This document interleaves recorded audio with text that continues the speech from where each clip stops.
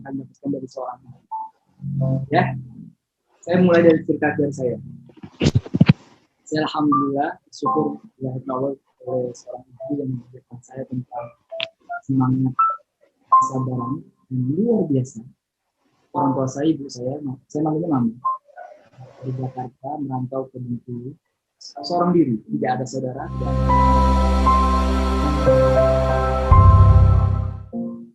Sangat peduli, mengajarkan kepedulian. Beliau suka sekali duduk, memperhatikan orang-orang miskin. Bahkan dia punya binaan anak yatim. Ada satu keluarga yatim piatu, anak itu sama ibunya. Dia memberikan bantuan dan tanpa publikasi. Unik sekali. Alhamdulillah, saya belajar tentang keikhlasan dari orang tua saya. Dia tidak punya Facebook, tidak punya Instagram, tidak diupload di media sosial, cuma diketahui oleh anaknya. Saya bersyukur sekali, itu yang membuat saya tegar, kuat, dan menginspirasi saya. Orang tua saya, ibu saya juga mengajarkan tentang keteladanan bagaimana menjalin hubungan yang harmonis dengan Allah Subhanahu wa Ta'ala. Sejak kecil, saya sering memergoki ibu saya itu bangun tengah malam dan sholat malam. Walaupun secara lisan tidak pernah mengajarkan kepada saya, anaknya, untuk sholat malam. Teman-teman sekalian dirahmati Allah Subhanahu wa Ta'ala, ini pelajaran berharga yang bisa saya dapatkan dari orang tua saya hari ini. Dan bagi beliau, yang mengingat Allah, mengingat berzikir kepada Allah pagi, siang, dan malam, itu sumber kekuatan. Kayak seperti makanan, kalau dia tidak berzikir kepada Allah di setiap keadaan, itu tubuhnya menjadi. Ini yang bisa saya ambil pelajaran dari orang tua saya. Tangguh, perempuannya tangguh, mandiri, penuh ide kreativitas, dan salah satu impian dia ketika dia masih kecil dulu ingin menjadi ibu rumah tangga. Karena beliau lahir di tengah kondisi kakek saya itu kepala kantor di kantor pertanahan di Jakarta waktu itu. Nenek itu punya perusahaan, jadi direktur perusahaan, dan dia merasakan tidak enaknya kalau orang tua itu sibuk. Makanya dia punya cerita kalau saya jadi orang tua saya menjadi ibu rumah tangga. Walaupun hingga hari ini dia menjadi aparatur sipil. Itu inspirasi saya, pelajaran yang saya bisa ambil dari orang tua saya. Saya ingin kalian berbagi kisah juga. Silakan. Yakinlah, kalau ada anak yang bermasalah, dia jiwanya tidak tenang, sulit konsentrasi dalam belajar, sulit menyimak pelajaran, sulit memahami sesuatu, coba cek lagi hubungan dia kepada Allah. Satu, vertikalnya. Kedua, kalau vertikalnya sudah bagus, hubungan kepada Allah bagus, dia anak yang soleh, coba cek hubungannya sama orang tuanya, khususnya sama ibu. Ada orang-orang yang tampak kelihatan dari luar itu sangat soleh, sangat bagus, sholatnya, ibadahnya, hubungannya bagus, tapi sama orang tuanya tidak bagus.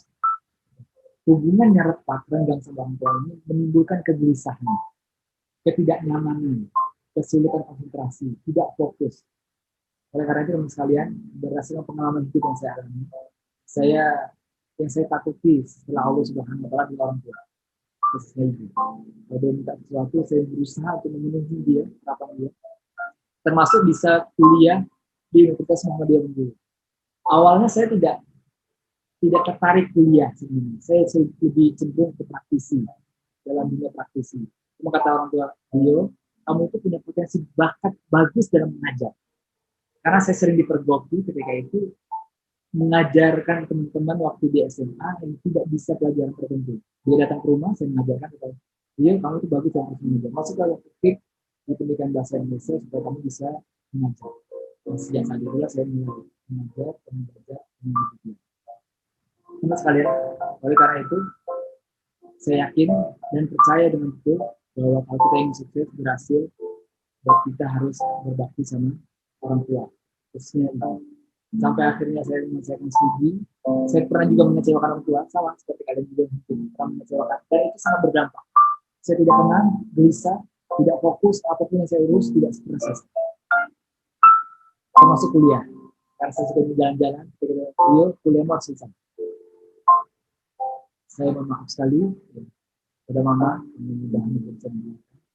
kemudian saya minta maaf, saya bertobat kepada Allah, saya meminta doanya bisa kuliah. Dan alhamdulillah dengan ridho Allah dan ridho orang tua, saya mendapatkan studi S2.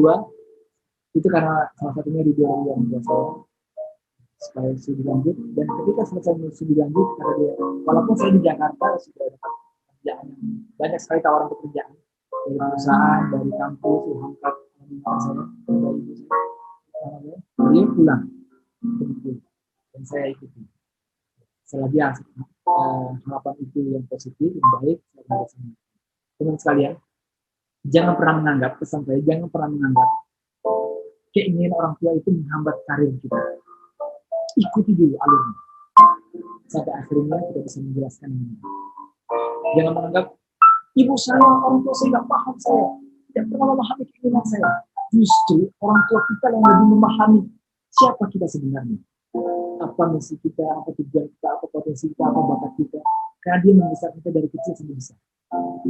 Sampai nanti mudah-mudahan kalau kalian memiliki keinginan dan harapan orang tua, kalau bisa dikompromikan bagus. Tapi kalau kalian cari di Allah, coba untuk mewujudkan keinginan. Saya sudah berdamai tentang keinginan saya, cita-cita saya dengan mengikuti apa yang orang tua saya inginkan. Saya ingin menjadi trainer, public speaker, motivator. Orang tua saya benar-benar kamu harus jadi guru, jadi dosen, dan saya berusaha untuk mengikuti tersebut dan insya Allah akan berhasil. Ya, demikian teman-teman sekalian. Saya berharap teman-teman sekalian semuanya bisa mengambil inspirasi dari kisah ini. Yakinlah bahwa kesuksesan itu sangat erat kaitannya sama orang tua. Saya ingin kalian semuanya juga bisa mengambil pelajaran. Tadi yang saya sampaikan, saya bisa belajar dari orang tua saya, khususnya ibu saya, dari ketangguhannya, kesabarannya, dan istiqomahannya untuk berinteraksi, menjalin hubungan amal kepada Allah Subhanahu wa Ta'ala. Karena itu adalah rahasia kekuatan.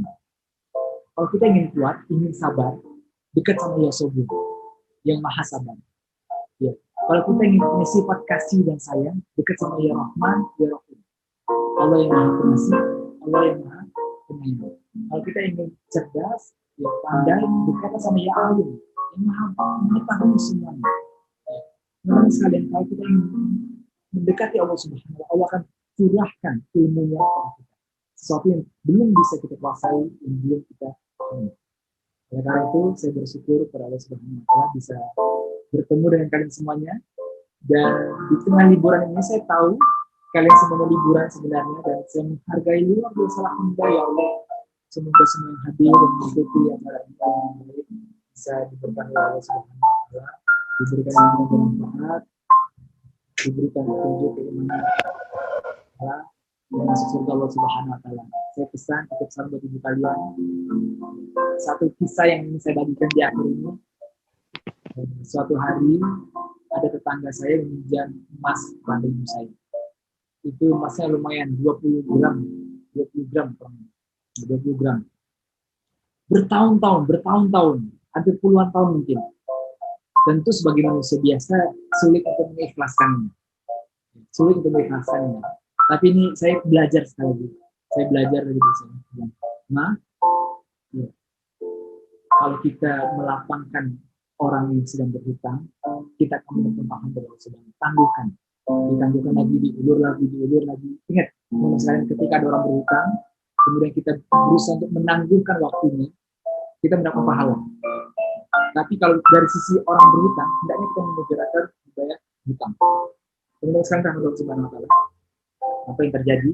Puncaknya, saya bilang, nah, ini puncaknya. Kalau memang bisa membebaskan dia atau mengikhlaskan hutangnya itu 20 gram emas itu, mudah-mudahan Allah Subhanahu wa Ta'ala membalasnya dari surga. Awalnya berat mendengar itu, kemudian saya antar sama saya ke rumah orang itu yang jauh jaraknya lumayan. Saya masih ingat sekali pengalamannya. Dia datang ke rumah orang itu, dia kaget. Orang yang berhutang itu kaget, ada apa? Dia mau menagih hutang 20 gram. Kemudian mama saya datang, mama saya keluar. Saya ikhlaskan hutang, saya bebaskan, saya ikhlas.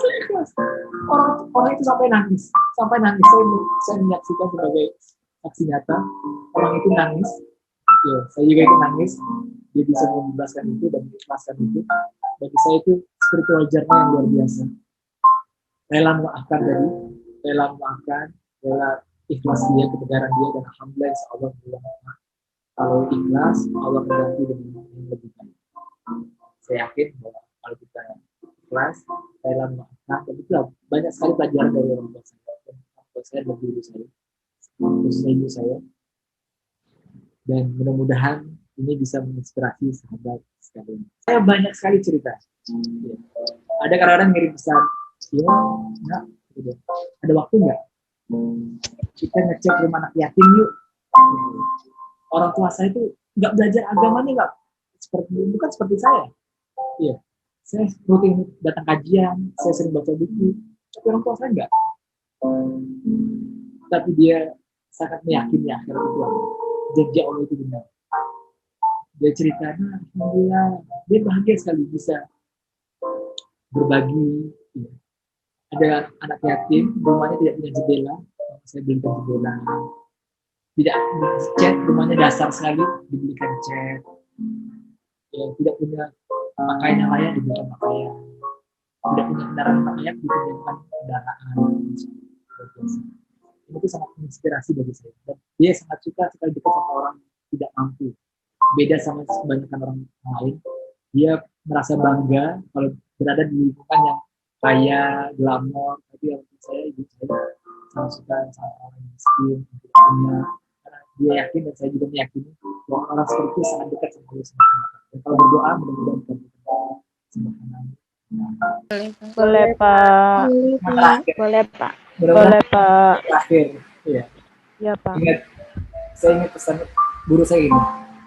Termasuk anak yang durhaka adalah anak yang lupa mendoakan orang tuanya ketika sholat. Pesan saya teman sekalian, jaga sholat. Kemudian jangan lupa doa orang tua. Kalau kita tidak sholat, tidak mendoakan orang tua, kita dua-dua kita durhaka sama Allah dan durhaka sama orang tua. Pesan saya lagi jaga sholatnya dan doakan orang tua dan doakan saya. Mudah-mudahan Allah SWT menjaga kesehatan dan berkat. Ya.